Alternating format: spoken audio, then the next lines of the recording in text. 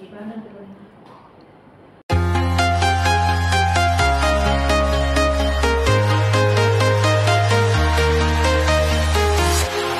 walking alone, the streets are empty. The only thing I can see is... Hello guys, Mary Jane Colyantes Vlog. So karon guys, magdo tayo ng pizza. So karon guys, nag-order kong amo kay para ugma. So tara samahan niyo ako guys, magawa ako ng hot pizza. Yan. Yan ang mga ingredient guys, oh. Lukewarm water, 1 cup. Kailangan medyo lukewarm na water gamitin ninyo. Tapos 2 tablespoon sugar.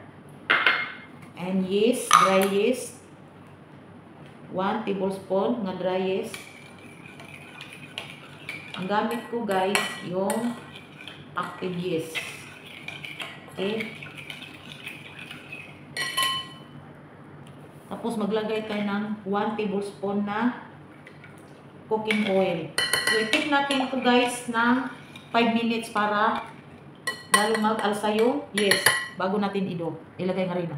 So, ayan guys, medyo na nagbubbles na yung yes. Lagay na natin yung salt. Teaspoon, half teaspoon guys na salt. Half teaspoon. 3 tablespoon na nido. Powder milk. 3 kutsara. 2½ cup na all-purpose flour. So, dandahan lang natin pag lagay. Yan, ganyanin natin kaya para yung mga namumuo. Yan, imimix natin, dandahan lang. Ganyan ako mag-ano guys, padandahan para hindi mabigla yung flour. Yan. Tapos lagay naman natin yung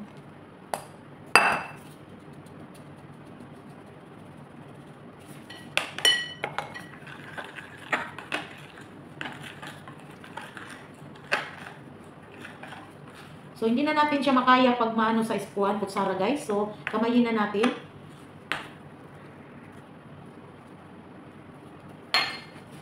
At dito tayo magdagdag ng mantika guys. Ubusin natin yung natirang kunting flour. At maglagay tayo ng mantika dito.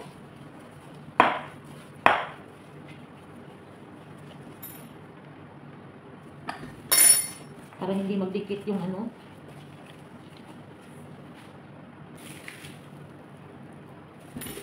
Ayan. Maglagay tayo kunti ng mantika. Ayan. Tamang-tama siya guys. Sa 1 cup, 2½ cup ang tubig. So 1 cup na. Ayan. Kailangan lang natin siya yan, no? Tapos, i-keep natin siya ng 2 hours bago natin. Ayan. Kailangan nakano talaga siya guys para fine yung ano ninyo. Yung dough.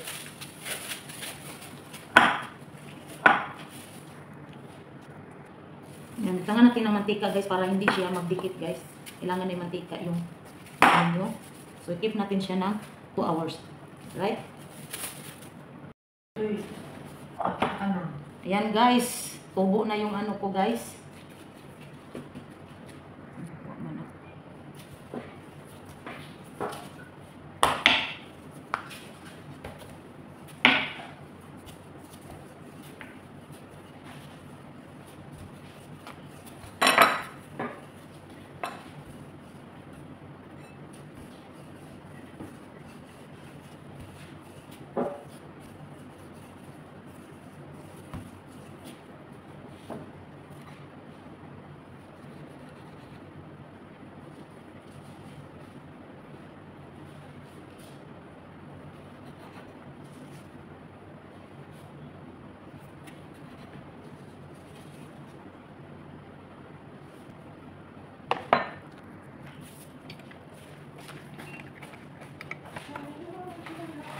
Yan guys, itasan natin.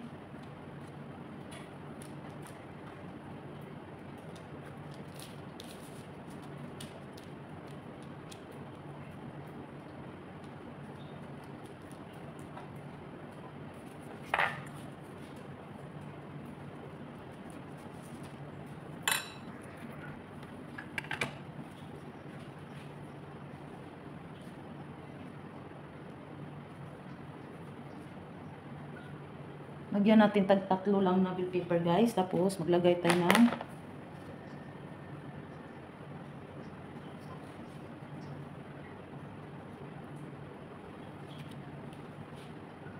ayan. Drain ulit.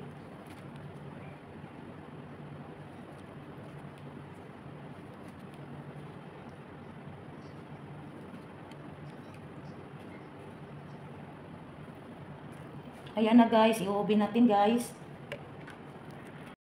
Ayan na guys, ang aking pizza guys. Ayan oh.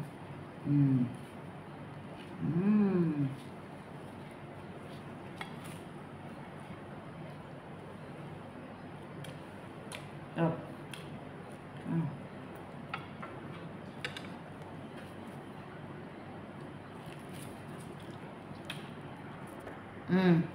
Ayan guys.